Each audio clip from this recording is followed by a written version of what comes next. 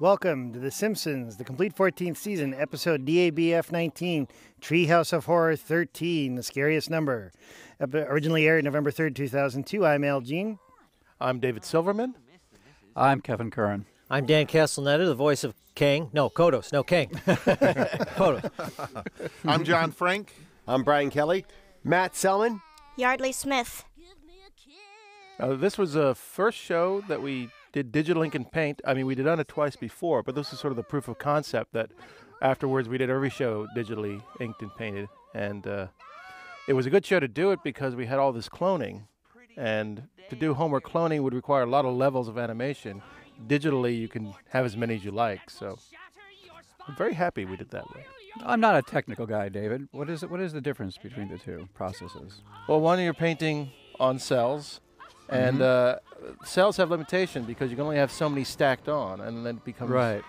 But in digital, you can have infinite, thousands. So we have thousands of clones of Homer. And by the way, didn't we used to have 13,000 cells per episode? At the very beginning, yes. Yeah, times about 350 episodes. So if each cell is worth $1,000, there's plenty out there, folks. You won't be right. The location of our cell warehouse is.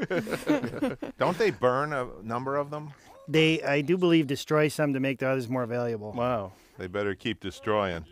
But since season 13, there haven't been any. Yeah. But we still destroy So try things. not to buy them after season 13. We make them, and then we destroy them. So season 13 was the first season that had no cells? So this is the second season that had no cells? No, this is the first. This is season 14. Ah. This is Halloween 13. So through season 13, we had cells? Yes. Yeah, and technically there were a couple of holdover shows in season 14 that you still use cells. I wanted to mention over Matt's and Jim and Matt and Sam's credit, there's a couple of Homer screams. I think at the dub, Matt said, let's just throw a couple screams in there. We often do that at the very end. We'll just take we have this guy, Norm, who's terrific, who will go, do you have like Homer belching in French? And he'll go, here's 3. We'll throw it in where we can, make it funnier. No, when the hammock clones, we thought it'd be good to have like a little light, like a Xerox light going past over the hanger, and that's what that little light effect is. Did we not do Halloween names on this? That's right. There were 2 years we didn't. It was, some people believed that the Halloween names took up so much space on the frame that it was like watching a green smear the whole episode. But then, due to semi-popular demand, we brought them back. That's Frank's superhero identity, the green smear. Shh. I wish, by the way, after what we're in season 22, it's become the standard for Halloween names is the bar is set so high it's virtually impossible to come up with something really fantastic at this late date. I'm just here to tell you. How about scary Yardley Smith? I think it's been used. I try to not to repeat myself, but Even the writers. Get a hire last name that writers. rhymes with everything like mine. I know nothing rhymes with Yardley except for hardly. I'm getting a little dry on that one too with Retardly. my name. That might be offensive. No, they'll just edit it out. One last little thing about the names, and the whole Halloween episodes themselves are based on EC Comics, which were these really terrifying comic books in the 50s, and where the writers for the comics would call themselves like Creepy Joe Kamen and Oozing Joe Orlando. I think it was actually Jack Kamen. But so we were aping this, and I thought it was amazing that you could do these. These comics were so scary that they got comic books banned. And that we're actually doing that sort of thing on a TV show is unbelievable when it started. Yeah. Gargly almost rhymes. Yes, exactly. See, a lot of almost rhymes, like orange. Kevin, we can mention, was also the voice of Buck the dog on Married with Children. So Go ahead, spare say no some expense. Buck line, famous Buck line. Perhaps the most famous Buck line would be, "Yeah, right." We miss Buck. Was Buck what they paid you? By the way, I always liked that. I always wanted to have Homer choking Homer. And I think I was sitting in the writer's room. I suggested that we have to at some point. We've had Homer kissing Homer. Right. So we had to have him choking Homer. Yeah. This is a lot of fun to do. I had Nancy Cruz, who was already directing as assistant director. So it was really great to have her. It gave me more time to do some of my own animation I think it's one of the last shows that I directed that I was able to do animation, like the grandpa scene talking to Homer and the Frink scene later in the third act. And tell us who Nancy Cruz is for those who don't know. Did you say Nancy Cruz? Yeah, one of our Yeah. terrific directors Yeah. For many years. Now working for some place called Pixar. Oh, I've heard of them. Yeah. Disney's? I know. Or no, Disney, right? Yes. Yeah. Yeah. I think people might want to know, David, how much do computers assist you doing all these multiple homers? Didn't really. We still were drawing them separately. It was just great to have the computer, so we didn't have to worry about how many levels we couldn't have. You know, we used to have to be very careful. Like we can't have all these characters because the density of the cells kills the color, and the background gets all murky. But then we could have tons. Like this scene, it's much easier to do, like the turnings of the heads, because we did all those separately instead of having to combine them on cells. Yeah, I love that shot, having just a big wide shot, master shot, and just doing everything in one shot. Every joke in this segment is amazingly This good. was one of my favorite segments. really funny. Well, this of course is a great pan, and So that's King Size Homer, the Family Guy, and of then course- that's the original Tracy Ullman Homer. yeah, and it was from an episode where Homer was throwing a football at Bart. Catches one, we get frost each other. We had to get the original guy who did Homer to do that. I thought you had him killed. Yeah. He was a clone. You should tell the story and the significance of having the Family Guy image in the cornfield there. Well, there was this show called Family Guy that was on back then, and But it got canceled before the show came out, so you guys had a Family Guy joke in there, which was actually quite funny. And then you thought you can't kick them when they're down, right? well, we So had another then- one that we actually had two, and we cut the other one, and then this one we put in the background, just sort of saying it's another clone of Homer, and of course since then they've gone on to great success on their own right. I don't think we've ever said, let's not kick someone while they're down. We said, hey, they're down. That'll make for some good kicking. Kick him. Down, kick harder. I think we say don't kick them when they're up because they might kick back. Alan, we still had 3 writers writing each of the segments, right? And we switched to one writer later on doing the whole show. Yeah, it got so long. It took so long to like pitch everything. Yeah. Like Brian pitched his segment, and Kevin pitched the Island of Dr. Hibbert, and now we go through. I would say like 100 ideas before we get the 3 that we use. I mean, it's so you don't want to repeat yourself. People feel like we can do anything with Yeah. these segments, so you really want to you use all the stuff at our disposal. So we're doing the Island of Dr. Nick next year. This is one of my favorite images. I love that so much. Little Homer's trying so great. So, can This I is sort get of a cell Springfield of this or Gorge. not? I know, right? Explain it one more time. We're trying to imitate. If you're playing a Springfield drinking Gorge game here. where you drink every time we mention there are no cells anymore, you must be so plastered. Of course, when they were in the war room, it was from Doctor Strangelove. So there's a lot of movie references throughout every Halloween episode. Yeah, can't- and the Ride of the Valkyries is Apocalypse Now. Right. And I was saying that when they were falling in the gorge, I was trying to follow when Homer fell into the gorge in the Bart the Daredevil episode, and then we sort of gave up. There's just so many Homers, like just have them fall in. Running out of time. Marge is surprisingly okay with this. In Halloween shows, she sort of is more happy. The other thing that having a digital ink and paint is that we have a much broader color palette. I mean, before we were limited to somewhere under 500 colors, which became very difficult at times. And now we have infinite number. We still keep it within the original idea of the color palette, but now we can have different colors for dimension and have more mood and so forth. I love these the backgrounds on the skies. They really capture mood without having motion. Yeah, and that was the thing with the color, the subtleties of the grays we were allowed to do because we had the bigger color palettes. And then in the last segment we start doing fades of colors, like starting from one color and fading to a different color, which you couldn't really do in the other system. In the cemetery, one thing is that at the beginning of the Halloween shows, we had all these tombstone jokes.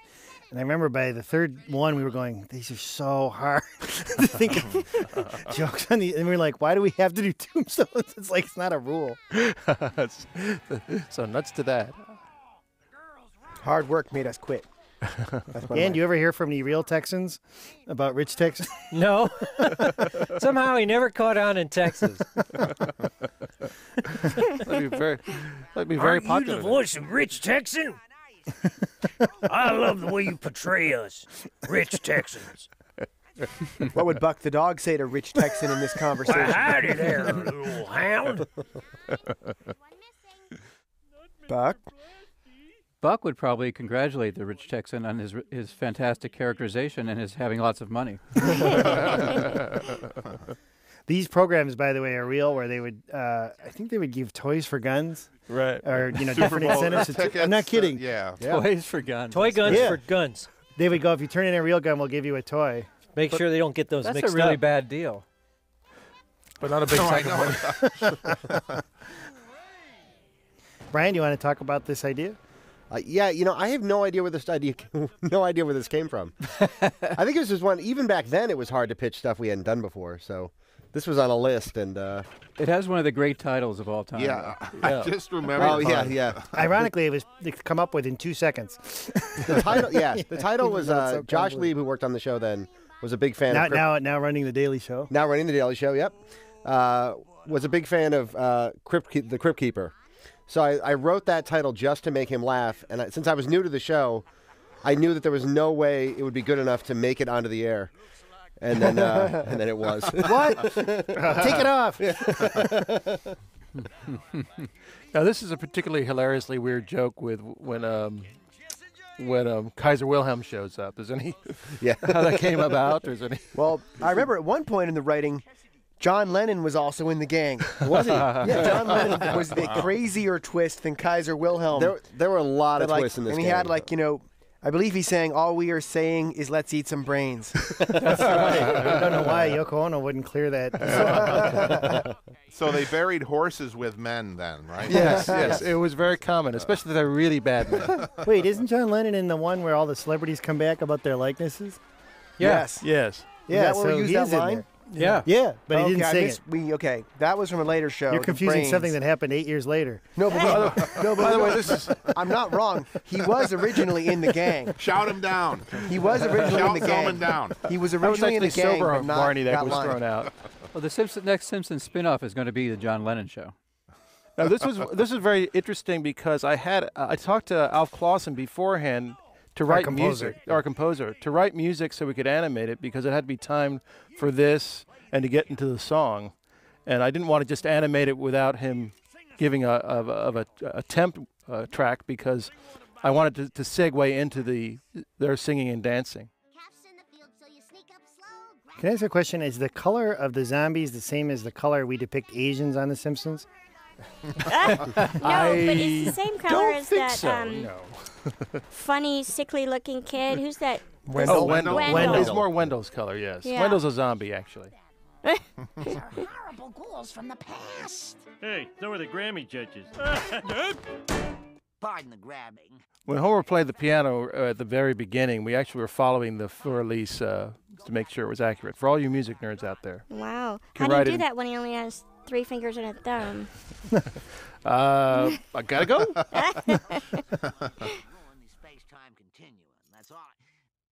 Oh dear. We were talking about there were a lot of great jokes that we cut out, but not because they didn't get laughs. We just didn't have time for all of them. We just these shows come back a little long, and The Halloween shows are yeah. usually longer than can be aired, and we're always just really trimming them, which I think makes them play better. I editing the show, you always want to have more to cut. Yeah. Just for the speed. This will work, by the way. Shooting. Shooting to the ground. Yes. To double kill dead people. Yeah. They're never in the zombie movies. I don't know why. They Kill these corpses so they won't come back as zombies. And get them! Let's see now. They need to shoot him about 18 more times. What is the number of times you have to So many shoot someone? bullets. They have to go over the horizon, and that's when you know they're gone. See, now they're gone. They now you've only taken feel care of pain it. if you shoot them in the butt. It's true. If It makes anything them bad jump is up over the and cover their horizon, butt. it's never going to hurt you. As long as you cheer them away. I do like the design of the time machines that we have, little handheld things. This guy looks a little Jetson-y. Do you recognize that That's the future. this is the second episode where there was more than one Homer? Oh, wow. Well, you're right. Ha! Now to get me some caveman hookers. The best exit line ever. Yeah. Yardley just said, "Oh Oh dear." dear. Well, he's in for a surprise. Now, Kevin, you'd be surprised to know there's a movie called The Island of Dr. Moreau Really? What's that about? by a scientist who breeds humans and animals. And it's a book, too. It is a book, and it's been filmed several times, actually. Yes. The first, The Island of Lost Souls, with Charles Lawton. Which is a very good. I watched all the versions before I did this. Interesting. And the Charles Lawton one is clearly the best one. The most hilarious one is the Val Kilmer one. I with did Marlon too. Unbelievably Brando. funny. It's painfully funny. Not good at all. I Everything's did the version with Val Kilmer. I did a play. It was written by a fellow by the name of Ron Hutchinson, Right. who was the screenwriter for that movie. Oh, really? And was there during the shooting, and he said Right. he has a whole book to write about the craziness that was going on Right. during the shoot of that movie. Because that little mini-me, Yeah. Oh, that yeah. was just some guy, I guess he was a midget who was like on the crew or something, and Brando took a liking to him. And then Right. And he put him said- in. Yeah, and he put him in the movie and had him dressed up like him. And Oh, weird. I will always love Val Kilmer, though, for his performance as Doc Holliday in Tombstone. yeah. I think it's the greatest thing in the world. But he is a half human, half monster. Right. But he he said- says, he said it was is his- a friend of mine. Shoot, Doc, I have lots of friends. I don't. I can't believe he didn't win like 80 Oscars. This was a fun scene to animate. I always have a good time with a Frank line. is great to animate. Oh, hey. And the other thing was the weird gag where the eyes eat the other eyes in that scene beforehand. I think it was a David Merkin idea, which was a very strange. Yes, I think you're right. I remember us discussing that Yeah. after the table read. I think. Like He how had to that do crazy that. idea. Yeah. By the way, it's funny to me that they're just a little suspicious. Now, why is that, Kevin? I mean, you wrote this. They didn't want to. They don't really realize very quickly. Well, it's a comic conceit, really. Oh, I see. Okay, very good. I'll write that one down. I mean, I can't do the drawy things, but I do the righty things. Also, people will sometimes say that we write stuff in order to, make merchandise out of it. And there is a Island of Dr. Moreau set, but I was really thrilled and surprised that I was so excited. I was so surprised about that. That was one of the greatest things ever when I saw that set. I've bought like 3 of them. Yeah, I bought one. Yeah. Oh, it was great. Well, the thing was, there was about half of them were in the script, and then at a certain point we realized we had to fill the population. So we were sending you designs and just sort of, like sometimes with like Krusty, we said, well, his hair sort of looks like a lion mane, so let's make him a lion. And How did you come up with the idea of making Bumblebee Man a bumblebee? It was weeks. And then it realized, look at the similarities. We're going to make him a wasp. I believe in the book they do call the laboratory the House of Pain. Isn't that true, Kevin? I never read the book, but that would Oh. make sense. I probably read the Wikipedia article. That's close enough. when you see Flanders in this shot, you certainly know what might be coming. What a surprise. Come on, this is one of the greatest. In all things. the versions of Dr. Moreau, what is the point in the end? It's always a great, creepy concept. But Like, what are you trying to do, Doctor? Yeah. Well, I think more maybe sherry, you're perhaps? You're not supposed to meddle with nature, I think might be the you're not? That's my hobby. How could I not meddle with nature? Even though it's very easy to splice human beings and animals, You you just probably want should to. not do that. The other thing, by the way, doing digitally allows us to do more multi-level shots where you pan at different rates, or you do a sense of like panning into a shot, and the levels closer to you move faster. So that was the other great thing about going to a digital format. Now, one question I have: you're terrific at drawing, and you draw Simpson characters all the time. How much of a connection is there between drawing ability and directing, is it a huge asset? Is it possible to be a great director without it? Yeah, I think it helps to some extent, but there are many great directors who don't draw very much, and they do a terrific job. So it helps in one What sense. are their names? No, I've just always wondered, you know, because the drawings in your episodes are always so fluid and you know, just every character. I just love the look at them. Well, I don't know, but I take the compliment. I mean, I don't understand those symbols that are strung together to make the scripts. You know, it doesn't. You can still write. It's still I like the fact that Judge Snyder still has his gavel, just so you know who he is.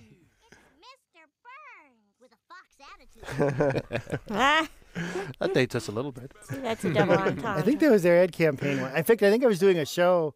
It was The Critic, and they were like, "Can you make this show have more of a fox edit?" I go, "What does that mean? You know, fart jokes?" Did somebody actually ask you that? Something similar, yes. Oh, good grief. I like it. Skinner is a baby kangaroo in the mother's pouch. That's a good design. And mate and neat. Where do I sign up? Now, did you writers all come up with all the animals? And how was the collaboration between writing and animating in that regard? We're sending designs for half of them that, as I say, to fill up the population. Yeah. Now we had a different thing here where I don't know, we cut out her coughing up a big hairball. Oh, right. yeah. I remember that. Well, you know, one thing I remember, Kay and Kodos were not in this episode originally in the first Halloween episode, the segment written by Jay Kogan and Wally Wolodarski, and people really get mad if they're not in every show. I mean, every Halloween show, and they always are. So we have to put them in at some point. And sometimes an entire segment will be devoted to them, and then they make a cameo. This is a reorchestration of the Simpson theme with an Addams Family flavor. Alf, you know, we try to have Alf do a different sort of Halloween spooky theme at the end of every Halloween episode. I think it has Fox attitude too, though. Yeah. Yes, so much Fox. Just a little bit. These credits kind of have much Fox attitude. attitude. They're kind of greenish, you know. Well, that was a really good show. I really enjoyed that. Thanks. Well, I enjoyed your writing. It would have been enjoyed easier to enjoy if you guys your were designs talking and your- over I it. know. Supervision of Some the of us are animation trying to and- watch. I really like you as a person.